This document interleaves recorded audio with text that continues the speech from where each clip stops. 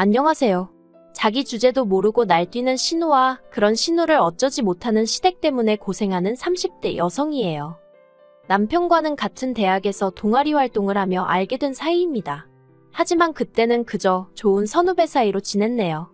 그러다 본격적으로 연애를 시작하게 된 건 남편과 저 두 사람 다 사회인이 되고 난 이후였어요. 위치적으로 가까운 회사에 근무하고 있기도 했고 부서도 비슷하다 보니 이런저런 대화를 나눌 기회가 많았는데 그 과정에서 남편이 저에게 먼저 호감을 보이더라고요. 이후로 남편의 지극한 정성에 제가 마음의 문을 열고 정식으로 사귀게 되었지요. 그리고 2년 후 남편이 프로포즈를 해왔고요. 저는 이때만 하더라도 남편과 제 앞날에 앞으로 꽃길만 있을 줄 알았네요. 기쁜 마음으로 프로포즈를 받아들이고 얼마 지나지 않아 남편의 본가에 정식으로 인사를 드리러 갔던 날이었어요. 그리고 그날 처음으로 신우도 마주하게 되었습니다. 제가 이렇게 사연을 쓰게 된 장본인 말이에요.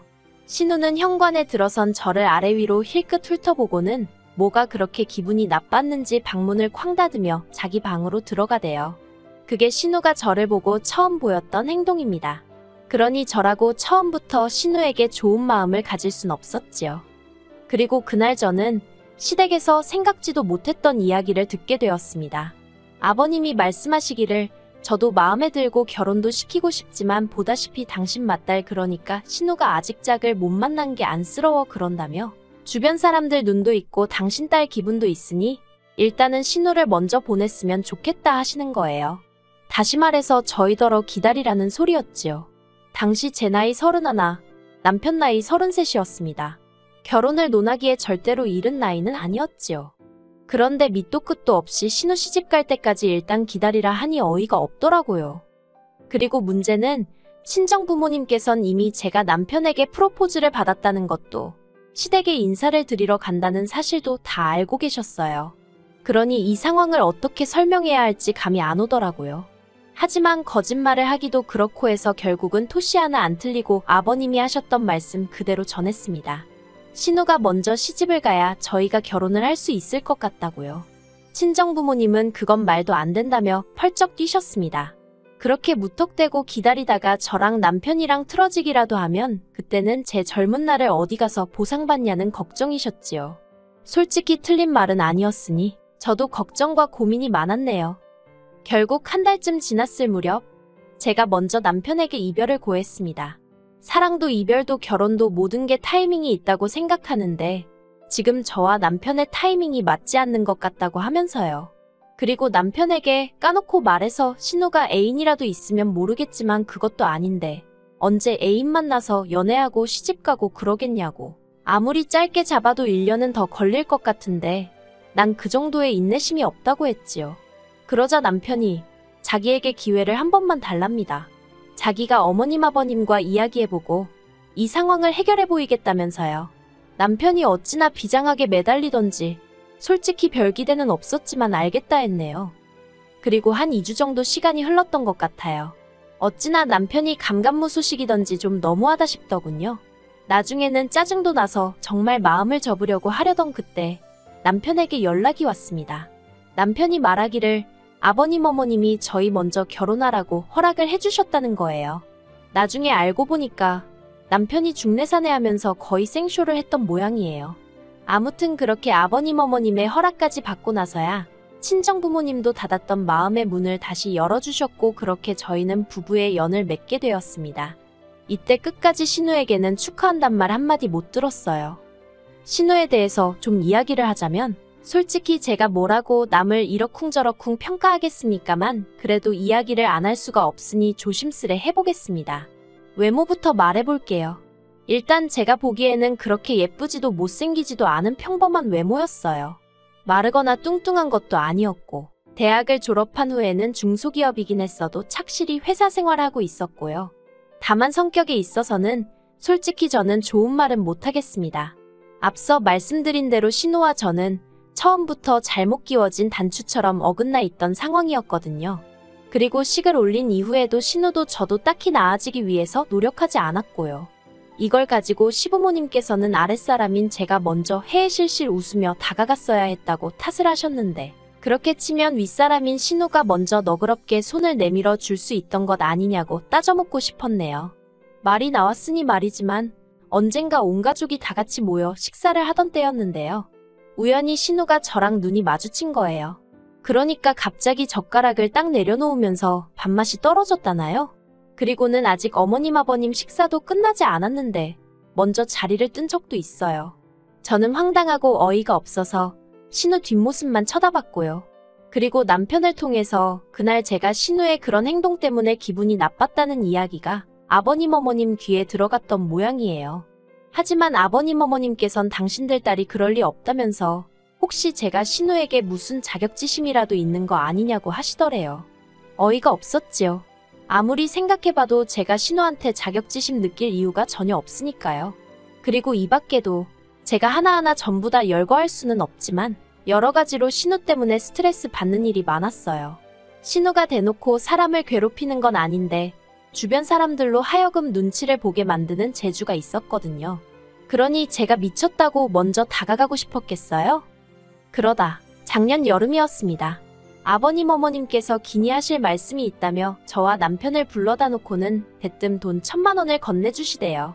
이렇게 표현하긴 뭐하지만 평소에도 돈이라면 정말 벌벌 떠시는 분들이거든요.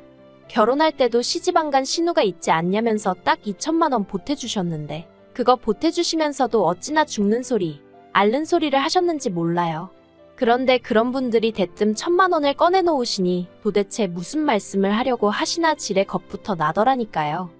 그리고 뒤이어 아버님이 하신 말씀은 어찌나 황당하던지 말문이 다 막히더군요. 당시 시댁은 대전이고 저희는 서울에 살고 있었어요. 그런데 신우가 서울로 이직을 해야 남자를 좀 만날 수 있을 것 같다면서 서울로 올라가고 싶다 했답니다. 그리고 아버님께서는 시집도 안 간 처녀를 혼자 살게 둘 순 없지 않냐면서 신우를 저희 집에서 데리고 있어달라 하셨지요. 이건 뭐 생각해보고 말고 할 것도 없었어요. 그 자리에서 싫다고 말씀드렸지요. 그런데 아버님께서는 딱 반년만이라면서 반년 동안 신우가 이직을 못하거나 남자를 못 만나면 당신이 머리채를 잡아서라도 끌고 나올 거라면서 저한테 통사정을 하시는 거예요. 오죽하면 이렇게 돈까지 주면서 부탁을 하겠느냐고요. 그리고 솔직히 아버님의 그런 모습을 처음 봤거든요. 남편도 살면서 처음 봤다고 엄청 당황해했어요. 그래서 결국 그래 평생도 아니고 반년이니까 먹여 살리라는 것도 아니니까 돈도 주신다니까 말 그대로 이유란 이유는 다 끌어다가 스스로에게 합리화를 시키고는 알겠다 했습니다. 지금 돌이켜 생각해보면 돈 1,000만 원 없어도 사는데 돈이 웬수라고 정말 뭐에 미쳐서 그러겠다 했었는지 모르겠어요. 그래도 그때는 결국엔 좋은 며느리, 착한 며느리가 되고 싶었던 건가 싶기도 하고. 아무튼 그렇게 신우와의 합가가 결정되었어요. 그리고 신우가 온 지 하루가 지나기도 전에 저는 후회의 눈물을 흘릴 수밖에 없었습니다. 신우 짐은 어찌나 많고 또 시댁에서 키우던 개까지 데려올 줄은 몰랐거든요. 집에 오자마자 떡하니 거실 한쪽에게 오줌 패드 깔아놓고 밥그릇 물그릇 꺼내놓고 장난감 던져놓고 순식간에 집이 말 그대로 개판이 되대요. 그뿐만이 아니었습니다. 제가 개를 예뻐라 하질 않으니 신우가 외출할 때마다 개를 자기 방에다가 넣어놓고 나가더라고요. 그런데 문제는 그러고 나면 개가 문을 긁어대면서 정말 하루 종일 울고 짖었다는 거지요. 그리고 그 개소리가 얼마나 크던지 오죽하면 아파트 관리실에서 개 짖는 소리 좀 안 나게 하라고 방송을 해댈 정도였다니까요. 결국 한 달쯤 지났을 때 제가 신우더러 걔 좀 어떻게 하라고 말을 했어요. 형님이랑 같이 살기로 마음먹을 때만 하더라도 걔까지 데려올 줄은 상상도 못했다고요. 그러자 한다는 말이 지금 자기더러 걔를 버리라는 거냐면서 저더러 어디 가서 그런 소리 하지 말래요. 무식하다고 욕먹는다나요?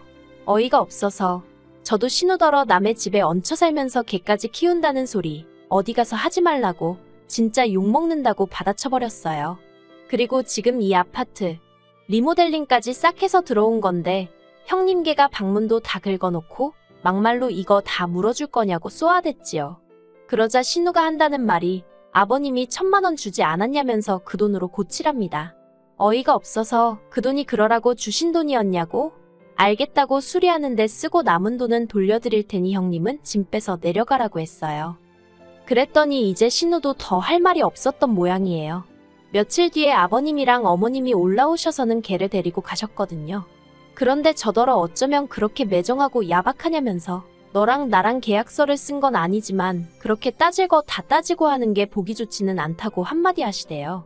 솔직히 지금도 제가 경솔했다거나 잘못했다는 생각은 조금도 안 들어요. 아버님 어머님 탓을 하고 싶지도 않고요. 팔은 안으로 굽는다더니 시부모님도 어쩔 수 없었나 보다고 생각할 뿐이지요. 아무튼 두 분이 걔를 데리고 가면서 자연히 신우는 저희 집에 남게 되었습니다. 아버님 어머님 두 분 다 문제를 해결해 주었으니 약속대로 계속 신우와 같이 지내라 하셨는데 저도 달리 반박할 말이 없었거든요. 그런데 그날 이후로 신우가 사람을 정말 미치게 만들기 시작했어요. 솔직히 제가 걔를 안 키워서 그런 건지는 모르겠지만 걔가 죽은 것도 아니고 본가로 내려간 것뿐인데 걔 보고 싶다고 아침 저녁으로 훌쩍거리고 징징거리고 유난도 그런 유난이 없더라고요. 아니 데리고 있는 동안 엄청나게 예뻐했으면 몰라요. 한 달 내내 데리고 있으면서 샤워 한 번 시켰고 산책도 일주일에 두세 번이나 나갔나? 오죽했으면 저랑 남편이 퇴근 후에 데리고 나가서 산책을 시켰겠어요. 그런데 가고 나니까 보고 싶어 죽겠다며 우울하네 어쩌네 개 짖는 소리가 없어지니까 신우 질질 짜는 소리로 환장하겠더군요. 결국 이번에는 남편이 먼저 나서서 어머님께 신우 좀 어떻게 해보라고 하소연을 했던 모양입니다. 그러자 어머님께서 그게 다 정을 쏟을 데가 없어서 그런 거 아니겠냐며 이참에 남자라도 하나 소개시켜주라 하시더래요.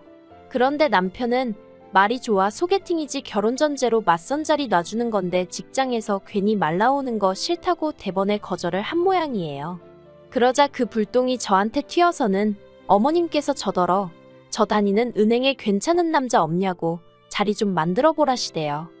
하지만 저라고 해서 남편이랑 상황이 별반 다르지 않았거든요. 차라리 친구나 지인이면 모를까 그것도 아니고 신우를 어떻게 같은 직장 사람한테 소개를 시키겠어요.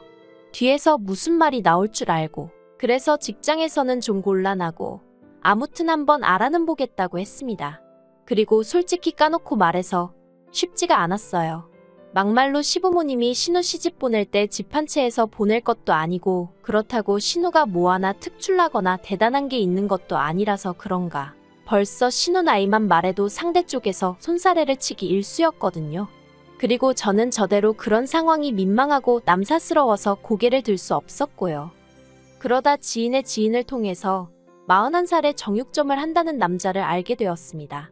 제가 직접 만나본 것은 아니지만 건너 듣기로는 사람이 수더분하니 괜찮다고 하대요. 젊은 날 오로지 돈만 벌다가 결혼할 시기를 놓쳐서 그렇지 집도 있고 정육점도 3군데나 운영하고 있다고요. 솔직히 제3자의 입장에서 보자면 뭐로 보나 남자가 아깝다 싶었지요. 하지만 남자에 대해 이야기를 하자 신우가 보인 반응은 가관도 아니었습니다. 신우가 저더러 어디 그런 늑다리를 자기한테 갖다 대는 거냐며 몹시 기분 나쁜 티를 냈거든요. 자기랑 3살 차인데 늙었다고 툴툴거리는 모습을 보고 있자니 황당했어요. 그래서 저도 모르게 신우더러 동갑내기나 연하를 만나려면 형님이 먹여 살려야 할지도 모르는데 자신 있냐고 한마디 해버렸네요.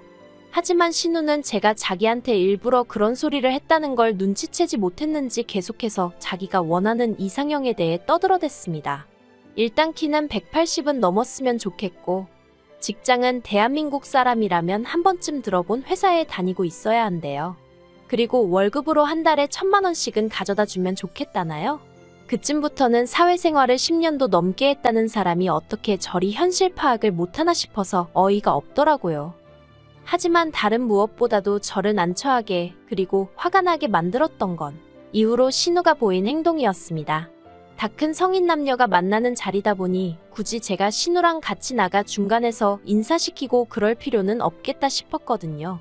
그래서 신우에게 남자 연락처를 주었는데 솔직히 저는 신우가 연락을 안 할 줄 알았어요. 만나기 전부터 불평불만이 끊이질 않았으니까요. 저 아닌 누가 봤어도 신우가 그 소개팅인지 맞선인지에 관심이 없다고 느꼈을 거예요.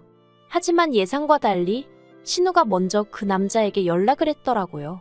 그리고 신우가 차인 모양이 돼요. 신우는 자기가 차였다는 사실을 받아들이지 못한 듯 했어요. 늑다리 주제에 어쩌고저쩌고 하면서 그런데 그렇게 퍼부어봤자 듣는 사람이라곤 저랑 남편뿐이었고 저희 둘 중 누구도 신우 편에서 말을 하진 않았거든요. 그랬더니 신우는 그게 더 심통이 났던 건지 기껏 한다는 소리가 저더러 그 남자랑 한통 속인 거 아니냐입니다. 그러면서 제가 신우를 창피 주려고 일부러 그런 남자를 소개했다는 말도 안 되는 소리를 해대더라고요. 피해의식도 정도가 있지. 그래도 처음엔 여러모로 안 됐기도 했고 안쓰러운 마음도 들어서 절대 그런 게 아니라고 신우를 어르고 달랬어요.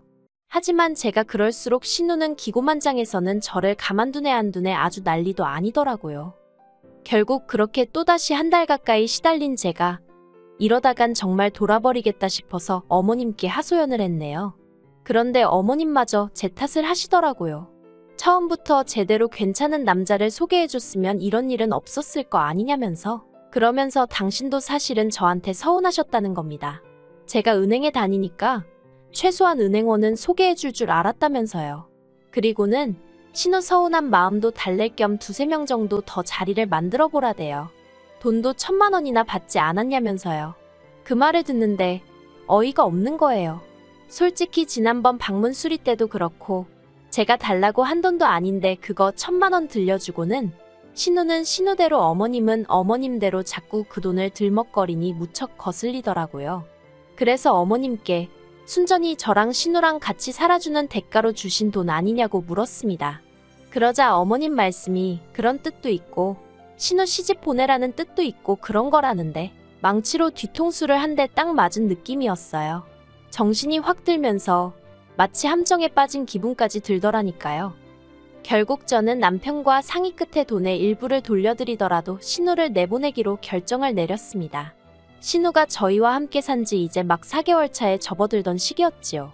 어머님 아버님 두 분 다 크게 화를 내셨어요.